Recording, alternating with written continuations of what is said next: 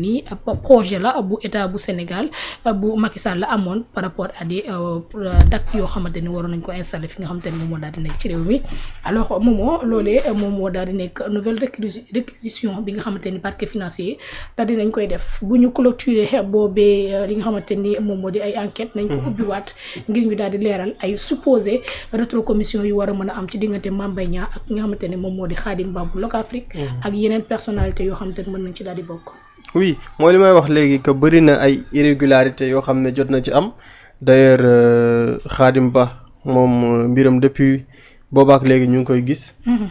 ak évolution bi nga xam ne am na ci te turam di revenir à chaque fois ci yenn Locafrique bi nga xam ne moom moo ko jiite mais mu nekk mbir moo xam ne lu doy waar la parce que Prodac li tax pour man li tax ñuy inquiété wu par rapport ak dossier bi maanaam c'est-à-dire dossier imagine un projet boo xam ne dañu wax ne dafa war a créer lu toll ci 300,000 emplois nga xam ne moom lañ ci prévoir ñu prévoir ci réaliser 2,000 unités autonomes d'exploitation ñu war ci créer 2,000 groupements d'entrepreneurs agricoles ak mise en place d'au moins 10 domaines agricoles communautaires ñu ciblé yenn ci ay gox yu nga xamante ne nii foofu la dak yi war a nekk muy Cefa ak fu ñuy wax Itato ak Kër Momar Sarr ca région bu Louga ñu tànn Kër Samba Kane région bu Diourbel ñu tànn Dodji région bu Louga ñu tànn Boulel région bu Kaffrine ñu tànn Fafakuru région bu Kolda ak Ñombato ci région bu Fatick Notto Diobass région de Thiès ak Ourossogui Bakel région bu Matam zone des Niayes ci région bu Dakar ak impact économique bi nga xam ne moom moo waroon am ci boobule ci boobule projet maanaam loolu moo lay metti quoi mooy li ñu nekk di dund nii c'est-à-dire lan moo waroon xew jamono ji bu fekkoon ne lu mel ni projet bi parce que rawal yaa ngi koy rappeler defe naa démb que président Bassirou Diomaye Faye sax mi ngi doon wax bis ni maanaam projet bi la gis ni ci la Macky Sall doon teg que lii lu baax la ci askanu Sénégal donc buñ ko appliqué woon à la lettre xëy na heure bii sax yenn jafe-jafe ci yi wax ci wàllu emploi parce que mais duñu xeeb 300,000 emplois dara la ci Sénégal bien sûr et puis fépp ci biir Sénégal te loolu boo ko sampoon dafay màgg c'est-à-dire mën na créer tey benn climat boo xam ne yenn jafe-jafe yi mën na bañ a am par rapport aux objectifs dañu wax ne objectif daf si bokk de favoriser la création d'emplois dans l'entrepreneuriat agricole dans tous les segments de la chaîne de valeur du secteur ñu ne d'offrir aux populations rurales les jeunes surtout un cadre de conditions propices au développement de diverses activités de production, de transformation, de conditionnement et de mise en marché des produits agricoles et des produits issus des domaines agricoles. Ñu ne de créer des conditions favorables à l'installation d'investisseurs privés dans tous les segments de la chaîne de valeur agricole, d'insérer les jeunes diplômés dans les métiers de l'agriculture et professions connexes, de faciliter l'émergence de pôles de compétitivité économique, d'aménager de façon plus harmonieuse le territoire en s'appuyant sur la valorisation des potentialités agroécologiques et terroirs identifiés. Ñu ne d'améliorer de façon notoire le cadre et les conditions de vie des populations concernées. C'est-à-dire boo koy da ngay xam ne lii c'est intéressant mais malheureusement ñu jël koppar gi dugal ci on se rappelle par exemple livre bi nga xamante ne nii waajooju ne Birahim Seck bu société civile mais bindoon na ko ci d'ailleurs moom je sais pas pourquoi mais il n'a jamais été inquiété ci mbir moom kenn mosu ko inquiété soo yëree li nga xam ne moom moo ne ci rapport bi c'est-à-dire da ngay comprendre ne mbir mi am na ay njuuj njaaj yu doy waar yoo xam ne ni jot na cee am ci koppar gi ci yenn yoo xam ne amul benn cohérence te noonu la ko Cour des comptes génnee noonu la ko révélé te ma jàpp ne muy Khadim Ba biñ ci tudd d'ailleurs sax ci rapport bi ci yenn ci recommandation dañu jàpp dafa am yenn ci poste yoo xam ne nekkul en adéquation ak ñañ ko dénk ci loolu ñu ne dañoo jël suivi et évaluation ki ñu ko dénk journaliste bu siiw la ci réew Sénégal gi waaw te chaque jour ñu ngi koy dégg mi ngi kaas rek ku siiw la ci réew mi donc suivi et évaluation bu Prodac bi nga dem koo xool koo xamante ne ab journaliste la donte journaliste wax dëgg yàlla nag jàmbaar la ñu waaye jël ab journaliste ne ko yow yaay gérer suivi et évaluation ci projet Prodac bii nii ak yeneen ci ay incohérence ci yenn poste yoo xamante ne nii am na ci te ma jàpp ne yooyu yëpp dafa nekk mbir yu doy waar yoo xam ne jot na ci xew donc Green 2000 oui dafa am projet bu ñu teg wax projet kay sëñ bi xanaa nag dañuy bind ba li may wax nii amul lu ci extraordinaire dañuy bind xaatim signé ñu ne ci datu tey bii la ñu signé ne nangam la ñuy def suñ ci jugee kay su boobaa mën ngaa justifier ne génn nañu koppar bu jëm fii waaye acte bi wane ne juboon nañu ni nangam la ñuy def amagul waaye xaalis ba dem na. Green 2000 jot na xaalis ba. te question am na. waaw sëñ bi yooyu di am nii après nga toog ñu ne la tranquillement waa ji xëy na suba naan café dem na wax ak gars yi entendre nañ ko ñibbi na këram tranquillement c'est pas parce que da nga yéene nit ki kaso mais loolu dafa cohérent wul et que peuple sénégalais pour man foofu la problème bi di nekk mooy dañuy bëgg mbir yi ñu ci c'est-à-dire ñu koy bu ñuy suivre ñu xam ne lii c'est du sérieux mais c'est pas bien que nit yi am impression que oui dafa am ñoo xam ne dañ doon def du n'importe quoi et après dañuy dem ci kanamu yoon après ñu boit tranquillement te je pense que après dafay encourager sax ñenn ñi parce que léegi ki dóor ay milliards il a la possibilité d'avoir 10-15 avocats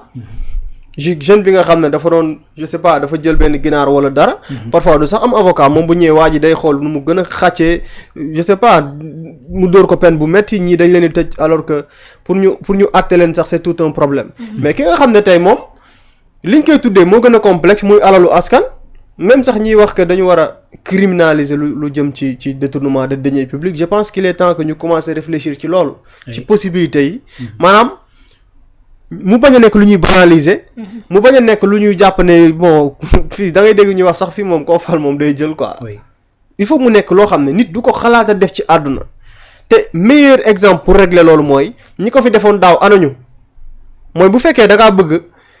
ëllëg kenn du sañ détourner alalu mbooloo da ngay maanaam nit ki ñuy fal bu toogee ci poste dañ koy wan ne ko gis nga kii de moo la fi utu woon waaye bi mu fi détourné lii moo ko daloon kooku du ko def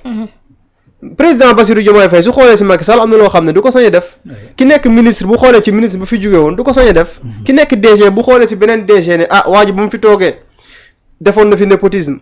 waa ji ba mu fi toogee defoon na fi nangam ak nangam waa ji ba mu fi toogee rapport yi épinglé nañ ko dañ koo tëj ci kaso bi mais ministre bu bees su ñëwee dafa naan mais saa kii fi mu jaar du ma fa jaar mais su dee yow tu viens même bu dee bëgg nga jubal au début tu te rends compte que waa ji moom def na li ko neex et mi ngi doxee ay soxlaam tranquillement après yow doo ne mais man tamit pourquoi du ma def la même chose pour man loolu foofu la rôle justice di intervenir malheureusement boobaak léegi nit ñi lañ ca bëgg wax dëgg yàlla gisaguñ ko ci bon on espère que dinañ am ay explication ci yooyu et buñ ci jugee ñu fexe ba quel que soit moyens ñu utiliser ñu fexe ba justice boobu ñu mën ko rendre ñi nga xam ne ñoom ñoo di peuple bi. bien sûr Alaaji Rawane naka nga daal di gisee yow tamit li nga xamante ni moom la parquet financier daal di bëgg ubbi ay enquête jëm ci li nga xamante ni moom moo di ay rétrocommission yoo xamante ni war na mën a am ci diggante Mame Mbaye Niang ak xamante ni moom moo di Khadim Ba ak ñeneen ñoo xamante ni war nañ ci mën tudd. non man la surprise que j'ai mooy que ni ñu cette question se pose maintenant loolu moo ma surprendre. pourquoi léegi. pourquoi ñuy wax naan dañuy tijji ay affaire d'enquête pour xool ay rétrocommission ak ay domaines ah bon yow loolu jaaxal na ma kay. man pour man loolu moom lañ nekk di régler ni man moo tax man ça m'a surpris parce que pour man encore une fois loolu lañ nekk di régler ndax tey bu fekkee ne dañ ne rapport génn na ñu ne Green 2000 moom mi ngi koy rappeler léegi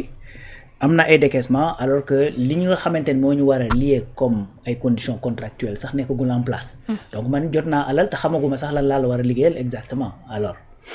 maintenant pour mu mën a décaisser y a quelqu'un qui autorise. bien sûr bu waaj a autorisé lan moo tax mu autorisé dans ces conditions te xam na ni loolu jaaduwul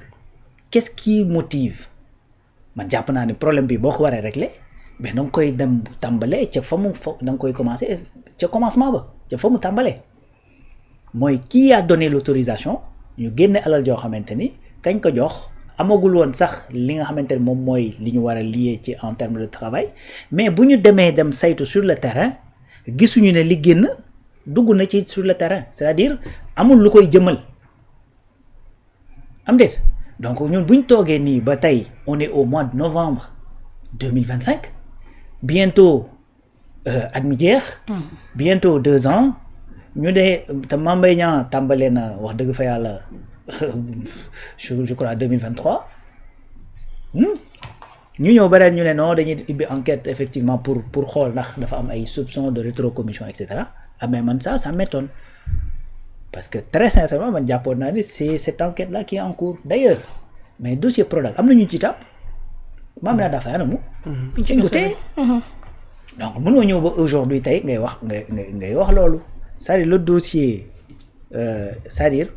dossier boobu au-delà d'être un dossier judiciaire ak boo xamante day concerner li nga xamante mooy suñu deniers publics yi gestion bi nga xamante ne noonu lañ doon gérer fii ci réew mi ki demee noonu c'est-à-dire dafa am une dimension je peux dire morale parce que dafa indi ay problèmes yu extraordinaire fii ci réew mi ay problèmes yu métti fii ci réew mi donc ne serait-ce que loolu c'est-à-dire l'État a l'obligation à travers la justice éclairer li nga xamante ne mooy sénégalais yi fan la dëgg féete jusqu'à quelle hauteur la ñu fi nekkoon di doxal régime bi la ñu taqee ci problème bi parce que encore une fois tey ba léegi xam nga nii des fois nga jékki-jékki ne non 2029 Ousmane amul droit bokk ak et cetera ce débat se pose parfois mais ci loolu la jógee mais loolu il faut mu leer il faut que ñu xam ni Mame Mbaye Niang jusqu'à telle hauteur la taqee et puis ci la responsable ci mbir mi bu ñëwul sax loolu mënta entraver la justice pour mu def liggéeyam parce que su fekkee dañoo toll à un certain moment justice am dossier war ko étayer nga daw c'est-à-dire loolu c'est ta responsabilité buñ tollee ci war laa laaj mais duñ la laaj tout simplement Adji Sarr ak Ousmane Sonko ay avocat Ousmane Sonko ci jour procès ba Ousmane xam nga nekkul woon ci tribunal ba ay avocat am ñu ngi woon fan ci tribunal ba est-ce que dañoo wax déedéet parce que Ousmane nekku fa pourtant jugé nañ bien sûr donc mu nekk fekk mu bañ fi nekk c'est-à-dire ça n'arrête pas la justice et que yow bu fekkee da ngaa def loolu ba nga xamante ne am na fu ñu yegg c'est-à-dire tu as la possibilité mais le fait que moom mu jël la responsabilité ne du ma ñëw répondre de li nga xamante ne moom lañ may toppee ci sama justice su réew c'est un choix bu mu jël c'est une responsabilité bu mu jël dafay assumer tout simplement les conséquences mooy lan mais da ngay def li la yoon may pour nga mën a nan laa koy tuddeeti pour nga mën a restreindre ses déplacements le plus possible ba nga xamante ni cette liberté bi nga xamante ni moom la bëggoon ba tax mu daw mais da nga koy wàññi le maximum mu nekk ci benn prison à ciel ouvert nga xamante ne bu nekkee ci benn réew xelam du jiixi jaaxa chaque jour bu waree jël avion wala jël oto génn faaw mu dugg internet xool ndax fii su ma fi demee am nañu lu ñu seq ak Sénégal danañ ma jàpp delloo ma ou pas mais loolu la léegi nag su fekkee ni yow dem nga itam saytu gëstu creuser gis ni effectivement la mu ci def ci ay fautes jarut a jàpp ñu xam ni justice nee na jarut a jàpp ba nañ ko nit ñi bàyyi ko une bonne fois pour toutes dootu ñu ci wax parce que dañuy xam ne justice leeral na dem nañ ci ba fa nga xamante ni fa la war a yem condamné nañ de façon définitive wala bàyyi nañ ko de façon définitive su boobaa sénégalais aussi mën a passer à autre chose ñoo xam ni kat xëy na njortoon nañ ci moom moo ko def mais on n'a pas pu prouver parce que du lépp lu nit mën a def aussi lañ mën a prouver ça il faut le dire du lépp lu nit mën a def des fois nit def la loo xamante ni da lay leer ni di moo la ko def des fois sax nit waxal la mbir ki la ko wax tax yow doo ko mën a attaquer xanaa looloo gën a donc du lépp loo xamante ni moom nga xam rek nga mën a prouver bien sûr parce que justice tamit ki nga xamante ni moom mooy topp moom moo war a prouver de li mu lay toppee donc la charge de la preuve incombe au demandeur comme ni nga koy faral di rappeler fii souvent tu vois donc su fekkee da ngaa dem njortu nga ni lii am na ci wala boog jàpp nga ni sax wala je sais pas am nga ni kii nii lii mu def mënu ko def gratuitement mënta signer cette lettre bi déclencher les paiements juste pour dans le besoin de nuire aux Sénégalais wala ci keesu Sénégal bu ko defee xëy na am na lu mu ci doon séntu amoo ci preuve ni rien du tout te njort nga ni moo ko def ba ci amul preuve amoo ci preuve su boobaa ñu xam ni justice instruire na à charge et à décharge lii la gis mu décider loolu Sénégalais yi jël dossier boobu daal di koy tëxëñ teg ko de côté une bonne fois pour toutes mais cette impression encore une fois de tergiversation dafay fragiliser non seulement la justice mais beaucoup plus l'exécutif nga xamante ne ñoom ñooy les autorités politiques yi nga xamante ne ñoom la ñu fal pour que ñu chapeauter nag li ci des lépp encore une fois. bien sûr parce que tey bañ na ko ba Sénégal sax yenn ci experts dañuy wax ni sax amuñu pouvoir judiciaire administration judiciaire la ñu am parce que lu ci baree bari nag dafa nekk ci loxoy exécutif bi en plus même l'exécutif dafa nekk ci biir conseil supérieur de la magistrature à travers le président de la république donc il faut que ñu cette impression encore une fois de tergiversation mel ni comme si da ngay làmbatu li ngay def loolu bu wëyee lii di continuer di am nii c'est-à-dire da ngay dem a dem ba à un certain moment nit ñi impression boobu la ñuy am te bu ñu amee impression boobu après dañuy am doute ci justice même boo rendre décision mën nañ ne xel daa mën na cee tey parce que gars yi dafa mel li ñuy def nii leeru leen quoi dañuy làmbatu et cetera te làmbatu boobu nag bon ce qui est encore plus dommage mooy que ni làmbatu bi dafa mel nag ci benn boor la féete quand même donc ñeneen ñi moom ñi nga xamante ni dañoo xaw a féete tuuti ci pouvoir bi daa mel ni làmbatu amul ci seen mbir da ngay ñëw tag vite fait ñu ne non on rejette wala vite fait ñu ne non on condamne donc loolu bu ko gisee teg ñaari sur la table après les gens vont se poser des questions yoo xamante ni après li leen ko yóbbee mooy justice boo xamante ni on comprend pas ni muy doxee xëy na nag ñun ñoo nekkul ay acteurs de la justice nekkuñu ci biir ñoo maîtriser wul comment les choses se passent mais en tout cas l'impression au final bi ñu am mooy sur certains dossiers dafa mel dafa am dafa gars yi daal dañ cee ñàkk bañ a xam fi ñu jëm